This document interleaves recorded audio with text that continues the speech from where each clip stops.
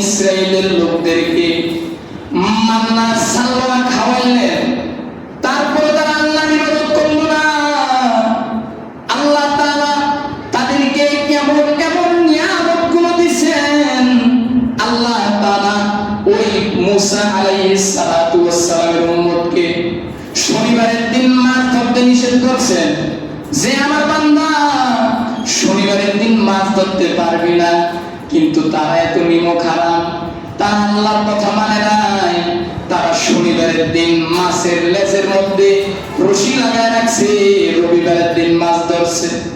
তারা আল্লাহর হুকুমগুলো সুন্দরভাবে পালন করে নাই। আল্লাহ তাআলা তাদেরকে শাস্তি দিয়েছেন।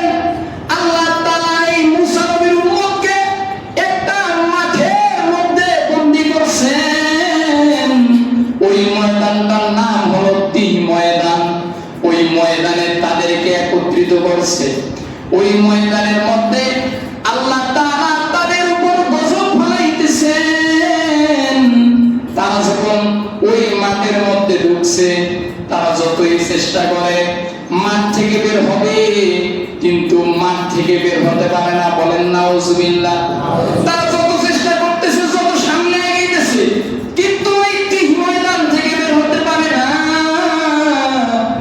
এক পর্যায়ে তারা যখন আল্লাহর গজবগুলো সহ্য করতে পারে না, পয়গম্বর মুসার উম্মতেরা পয়গম্বর মুসাকে ডাক দিয়ে বলে, ও পয়গম্বর, আপনার আল্লাহর কাছে একটু দোয়া করেন, আমাদের আযাবটাকে যেন আল্লাহ একটু শান্তিদায়ক আযাব বানায় দেয়।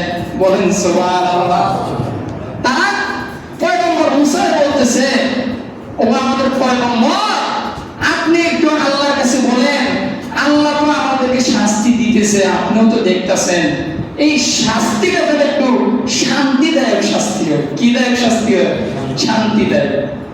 পয়গম্বর মুসা আল্লাহর কাছে দোয়া করছেন, ও মালিক, আমার এই কওমের লোকের শাস্তিগুলো তুমি শান্তিদায়ক করে দাও।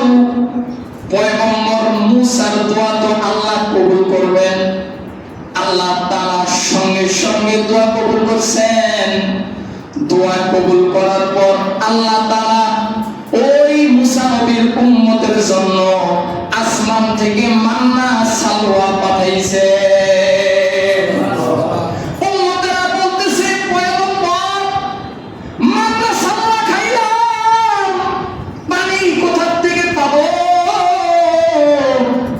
পয়গম্বর মুসারে আল্লাহ তাআলা বলতেছে, ইদ্রিব বিআসাকাল হাজার, হে মুসা, ওই যে তোমার হাতে একটা লাঠি আছে, মুজিজার লাঠি, আমি ইদ্রিব বিআসাকাল হাজার, ওই লাঠিটা দিয়া এই পাথরের মধ্যে একটা আঘাত করো। পয়গম্বর মুসা যখন পাথরের মধ্যে আঘাত করছে, পাথরের মধ্যে আঘাত করার সঙ্গে সঙ্গে 12টা ঝর্ণা তৈরি হয়ে গেছে। কারণ মুসা নবীর উম্মতের মধ্যে 12টা গোত্র ছিল, 12টা গোত্রের জন্য 12টা ঝর্ণা হয়ে গেছে। মুসা নবীর উম্মতের ডাক দিয়া বলতেছে, পয়গম্বর, আপনার রব, আপনার আল্লাহ আমাদের জন্য এত নিয়ামত দিয়েছেন, এখন আবার আযাবও দিতেছে।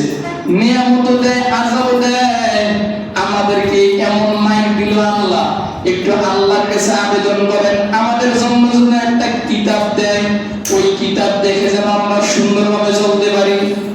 পয়গম্বর মুসা আল্লাহর কাছে দোয়া করলেন, ও আল্লাহ, আমার কওমের লোকের জন্য একটি কিতাব দেন, যেই কিতাবের মধ্যে আমার কওমের লোকের করণীয় বর্জনীয় সমস্ত কাজগুলো কিতাবের মধ্যে লেখা থাকবে। আমার যে উম্মত ওই কিতাব অনুযায়ী চলবে, আল্লাহ তাআলা তুমি তাকে জান্নাত দিবা। আল্লাহ তাআলা সঙ্গে সঙ্গে পয়গম্বর মুসার দোয়া কবুল করছেন। আল্লাহ ডাক দিয়ে বলেন, ও আদেনা মুসা সালাসিনা লাইলা, আল্লাহ তাআলা মুসা নবীকে ডাক দিয়ে বলে, ও আমার পয়গম্বর মুসা, যাও তুর পাহাড়ে যাও, সেখানে 30 দিন ইবাদত করো। পয়গম্বর মুসা ইবাদত করার উদ্দেশ্যে তুর পাহাড়ে গেল, 30 দিন ইবাদত করলো।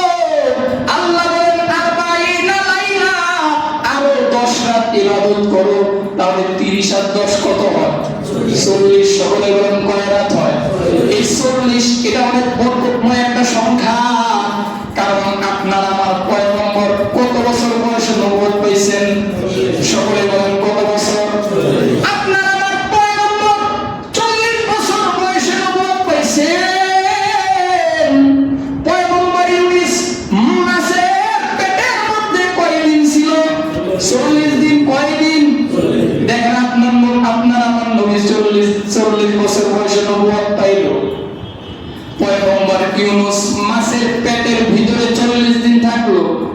পয়গম্বর মুসারে আল্লাহ তাআলা বললেন, ও বন্ধু মুসা, তুর পাহাড়ে 40 রাত ইবাদত করো। 40 রাত যখন পয়গম্বর মুসা ইবাদত করছেন, তখন আল্লাহ তাআলা পয়গম্বর মুসাকে এমন একটা আসমানি কিতাব নাযিল করছেন, ওই কিতাবটার নাম হলো তাওরাত। সুবহানাল্লাহ।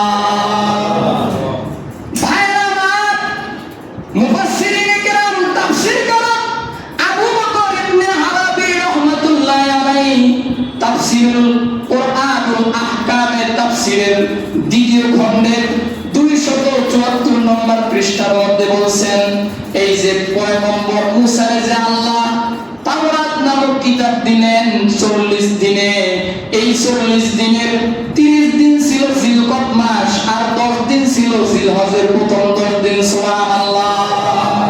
তাহলে এই যে আমরা জিলকদ মাস অতিবাহিত করতেছি, এই মাসটার কি ফজিলত আছে না নাই? আছে না নাই? এই মাসে ফজিলত আছে, কারণ এই মাসে আল্লাহ তাআলা পয়গম্বর মুসাকে অর্ডার করেছেন, বন্ধু মুসা তুর পাহাড়ে চলে যাও, আমি রবের ইবাদত করো। প্রথমে বললেন 30 দিন, তারপর বললেন 10 দিন, 40 দিন। মুফাসসিরিনে কেরামদের বেশিরভাগ মত হলো পয়গম্বর মুসা যে ইবাদত করছে এটা 30 দিন জিলকদ আর 10 দিন জিলহজ। বলেন সুবহানাল্লাহ। ভাইরা আমার, এবার আরেকটা জবাব দেন, বলেন তো আপনার আমার পয়গম্বর জীবনে উমরা করছেন কয়বার? কে বলতে পারবেন? কয়বার উমরা করছেন নবী? 4 বার করছেন। কয়বার? নবী জীবনে 4 বার উমরা করছেন। হজ করছেন কয়বার? 1 বার। কয়বার? মাশাআল্লাহ, ওই পিছন থেকে এক ভাই বলছেন 1 বার। মাশাআল্লাহ। নবীজি জীবনে উমরা করছেন 4 বার। এই 4 বারের মধ্যে নবী 3 বার উমরা করছেন জিলকদ মাসে। বলেন সুবহানাল্লাহ। এটা আমার বানানো কোনো কথা না। নবীজির একজন স্ত্রী আম্মা জানা আয়েশা সিদ্দিকা রাদিয়াল্লাহু আনহা তিনি বলেছেন, আম্মা জানা আয়েশা বলেন, আল্লাহর নবী উমরা করেন, এটা অন্য কোনো মাসে না, আল্লাহর নবী জিলকদ মাসে উমরা করছেন। বলেন সুবহানাল্লাহ। আনাস ইবনে মালিক থেকে একটা হাদিস বর্ণিত আছে, মুসলিম শরীফের হাদিস। হুদায়বিয়ার সন্ধির পর আল্লাহর রাসূলকে সাহাবী সহ ওই কাফিরগুলো উমরা করতে দেয় নাই। হুদায়বিয়ার সন্ধিতে আল্লাহর রাসূল ওই কাফেরদের সাথে একটা সন্ধি করছে যে আমি আমার 12,000 14,000 উম্মত সাহাবী নিয়া এই বছর উমরা করব। বলেন সুবহানাল্লাহ। এই যে 3টা উমরা করছে, 3টা উমরার একটা উমরা হচ্ছে হুদায়বিয়ার সন্ধির সময়, দ্বিতীয় উমরা আনাস ইবনে মালিক মুসলিম শরীফের হাদিসের মধ্যে বলতেছেন, দ্বিতীয় উমরা আল্লাহর রাসূল হুদায়বিয়ার সন্ধির 1 বছর পরে করেছেন। 3 নম্বর উমরা আল্লাহর রাসূল হুদায়বিয়ার যুদ্ধের গনিমতের মাল যখন মুসলমানরা পেল, গনিমতের মাল নিয়ে আল্লাহর রাসূল 3 নম্বর উমরা করেছেন। বলেন সুবহানাল্লাহ। এবং চতুর্থ এই উমরা আল্লাহর রাসূল করেছেন, ওই যে আল্লাহর রাসূল বিদায় হজ করেছেন। আপনার আমার পয়গম্বর যখন জীবনে একটা বড় হজ করছেন, বিদায় হজ, সেই হজটা যখন করছে, হজ তো আল্লাহর রাসূল জিলহজের 8 তারিখ থেকে কুরবানির কাজ, হজের কাজগুলো আঞ্জাম দিয়েছেন। কিন্তু হাদিসের কিতাবের মধ্যে আছে আল্লাহর রাসূল জিলকদ মাসের 4 নম্বর উমরাটা করেছে। তাহলে এই জিলকদ মাসে অনেক দাম প্রিয় ভাইরা। যেহেতু এই মাসটা কার কাছে দাম? বলেন না কার কাছে? আল্লাহর কাছে সম্মানিত। মনে করেন আপনার বাবা যদি আপনার এলাকার এক মুরব্বীকে সম্মান করে, কিংবা একজন মুরব্বী যদি মহব্বত করে, বলেন তো আপনার বাবার দেখা দেখে আপনি কি মহব্বত করবেন না? করবেন কিনা? বাবার ধারাবাহিকতা কিন্তু আপনিও করবেন যে না, এই লোকটা আমার বাবার খুব সম্মানিত, আমাকেও তাকে সম্মান করতে হবে। সবার সাথে তো মানুষ সম্মান দেখাবে, আমি এটা করতেছি না বেয়াদবি করতে হবে অন্য লোকের সাথে, যে বাবার সিলসিলায় যে বাবাও মহব্বত করে আমিও মহব্বত করি। আরে ভাই, আপনার আমার রব এই 4টা মাসকে সম্মানিত করে কোরআনের মধ্যে জায়গা দিয়েছে, তাহলে আপনি আমি কি সম্মান করব না?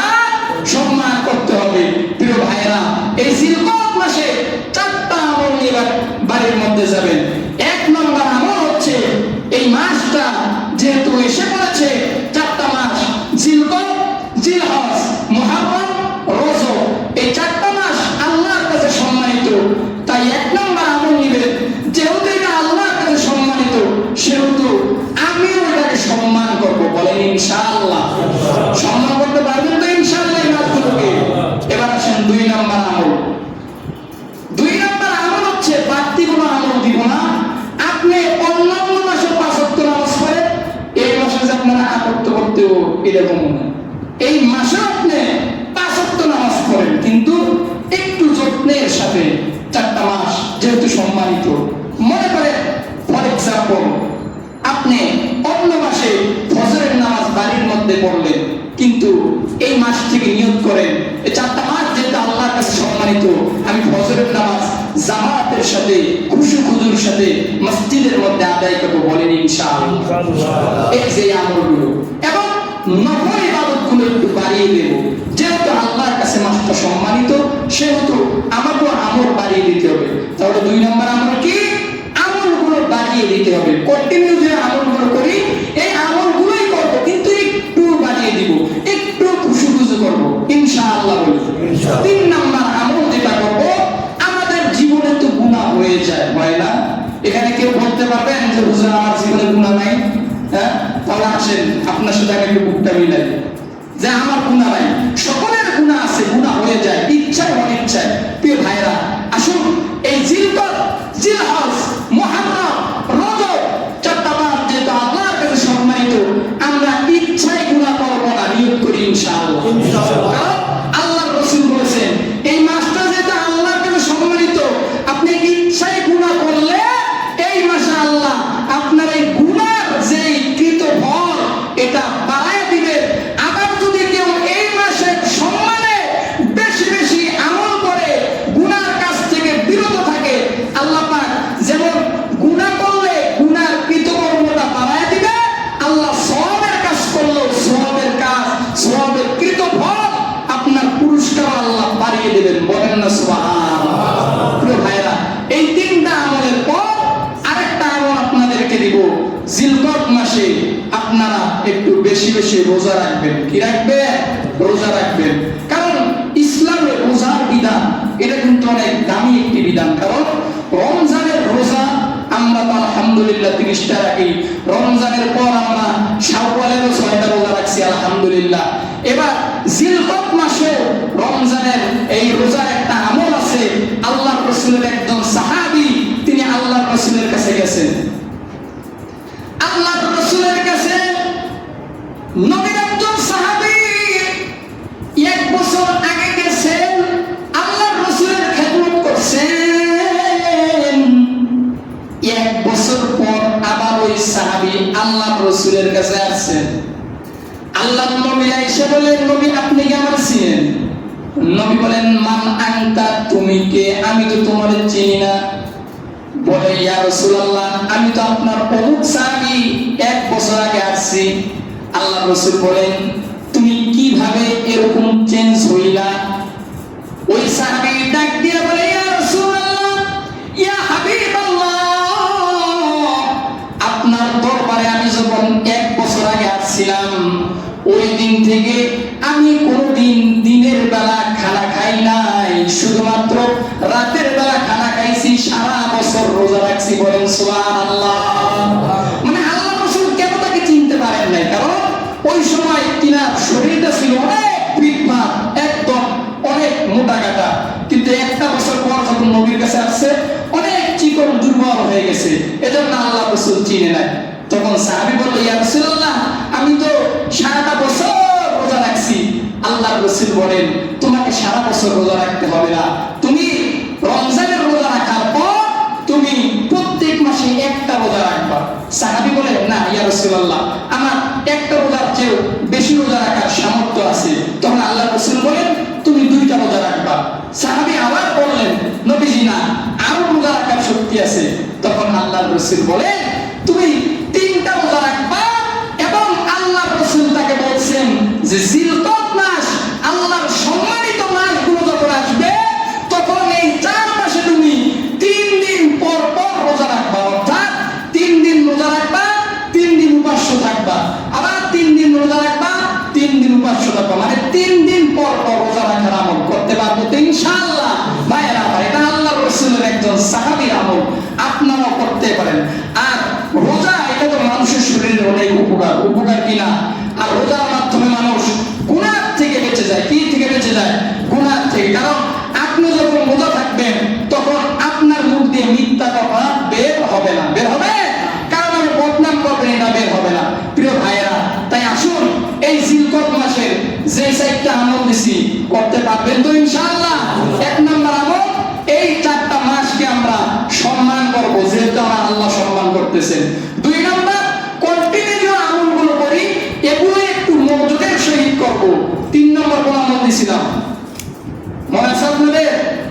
3 নম্বর আমল দিছি যে একটু বাড়ায় আমল করবেন। মাশাআল্লাহ, সুন্দর জবাব দিছেন। 4 নম্বর, রোজাগুলো সুন্দরভাবে রাখতে পারবো তো ইনশাআল্লাহ। প্রিয় ভাইরা, প্রথমেই একটা কথা বলছিলাম, দেশটা বর্তমান মুসিবত হয়ে গেছে, ফিতনা ফাসাদ হয়ে গেছে। আপনারা সকলেই জানেন যে এই নারী সংস্কার কমিশন নিয়ে এদেশে ভয়াবহ মারাত্মক একটি গরম হয়ে চলতেছে। আমরা আমাদের মা বোনদেরকে সজাগ করব, তারা যেন ওই নারী সংস্কার কমিশনের যে দাবিগুলো আছে, এগুলোতে যেন তারা ঐক্যমত পোষণ না করে। মা বোনদেরকে আপনি বুঝাবেন, ইসলাম তোমাকে যে অধিকার দিছে, এটাই আলহামদুলিল্লাহ। ইসলাম নারীকে সমান অধিকার, এর চেয়ে বেশি অধিকার দিয়েছেন ইসলাম। কথা বলেন ঠিক কিনা? প্রিয় ভাইরা, এই বিষয়ে আমি আগে আলোচনা করেছি, প্রথমে আলোচনা করেছি, অনেকে শুনেন নাই। ভাইরা আমার, আমি সর্বশেষ যেই কথাটা বলবো, ইসলাম নারীকে যেই অধিকার দিয়েছে, যেই সুযোগ সুবিধা দিয়েছে, অন্যান্য ধর্মে সেই সুযোগ সুবিধা দেয় নাই। তাই আজকে যারা এই মুসলমানের দেশে, বাংলাদেশে মুসলমানদের আইন, কোরআন সুন্নাহ বিরোধী আইন তারা এদেশে পাশ করতে চায়, তারা এদেশে পশ্চিমকালেও পাশ করতে পারবে না। কারণ